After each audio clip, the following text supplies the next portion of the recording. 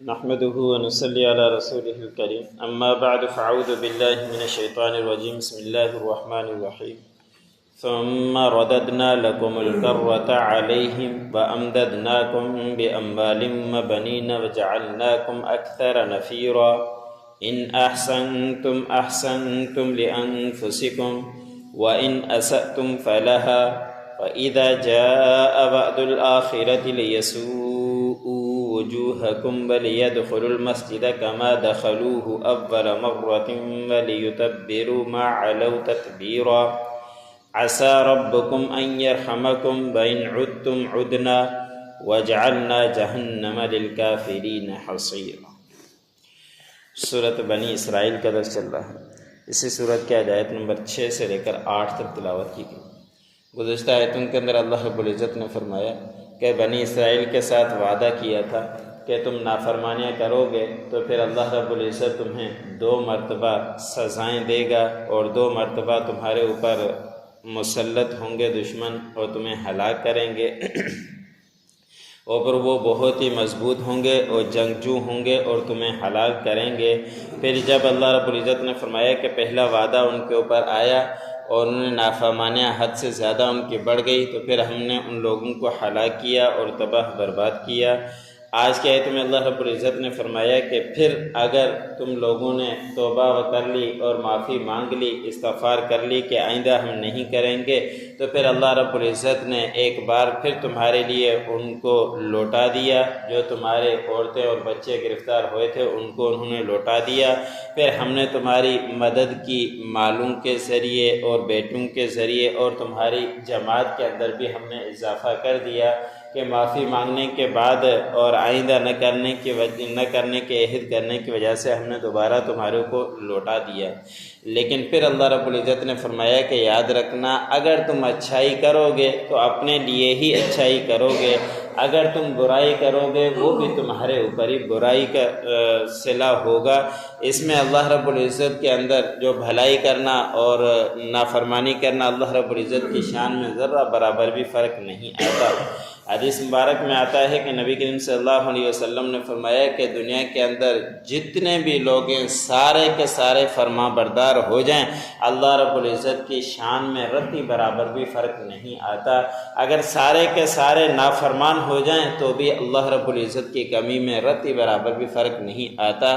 جو کچھ کرو گے بھلائی وہ اپنے لیے کرو گے، جو کچھ برائی کرو گے وہ اپنے لیے ہی کرو گے، اپنا ہی تمہارا بھلا ہے اور اپنا ہی تمہارا نقصان ہے۔ اس کے اندر اللہ رب العزت کی ذات میں نہ اضافہ ہوتا ہے اور نہ ہی کمی ہوتی ہے۔ پھر اللہ رب العزت نے فرمایا کہ جو ان کے ساتھ دوسرا وعدہ کر رکھا تھا وہ آیا اور ان کے چہروں کو ہلاک کر دیا، مسخ کر دیا اور وہ داخل ہو گئے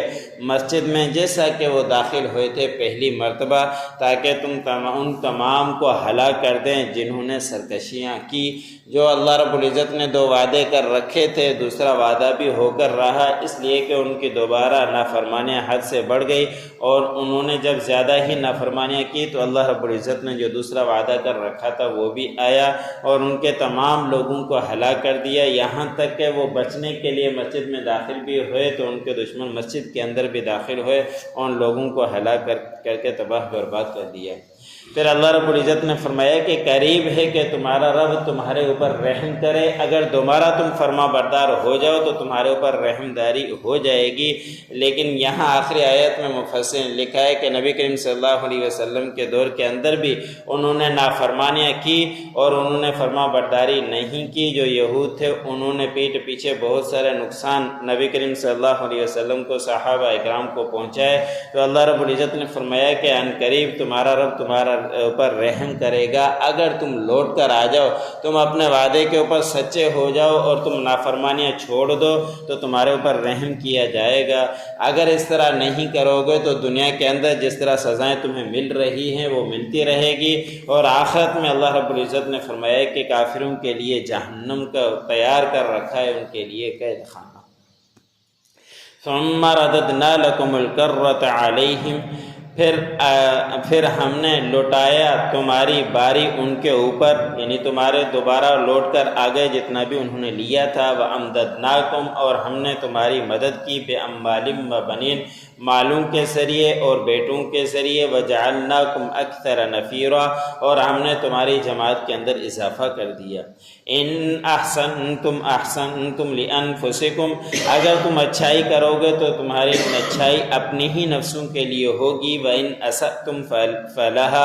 اگر تم برائی کرو گے وہ تو تمہارے اوپر ہی برائی ہوگی۔ فاذا جاء وعد الآخرۃ، پس جب آیا دوسرا وعدہ، لیسوءوا وجوہکم، اور ان کے چہرے مسخ کر دیے گئے، وَلِيَدْخُلُوا الْمَسْجِدَ كَمَا دَخَلُوهُ أَوَّلَ مَرَّةٍ، اور وہ دشمن ان کے داخل ہوئے مسجد میں جیسا کہ ان کے اوپر داخل ہوئے تھے پہلی مرتبہ،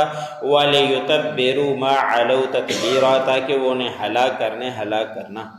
عَسَىٰ رَبُّكُمْ أَن يَرْحَمَكُمْ، ان قریب تمہارا رب تمہارے ان کے اوپر رحم کرے گا۔ وَإِنْ عُدْتُمْ عُدْنَا، اگر تم پلٹ کر آؤ گے نافرمانی کے اندر، ہم بھی پلٹ کر آئیں گے۔ وَجَعَلْنَا جَهَنَّمَ لِلْكَافِرِينَ حَصِيرًا، اور اللہ رب العزت نے فرمایا کہ ہم نے جہنم کو کافروں کے لیے تیار کر رکھا ہے، ان کے لیے قید خانہ کے طور پر۔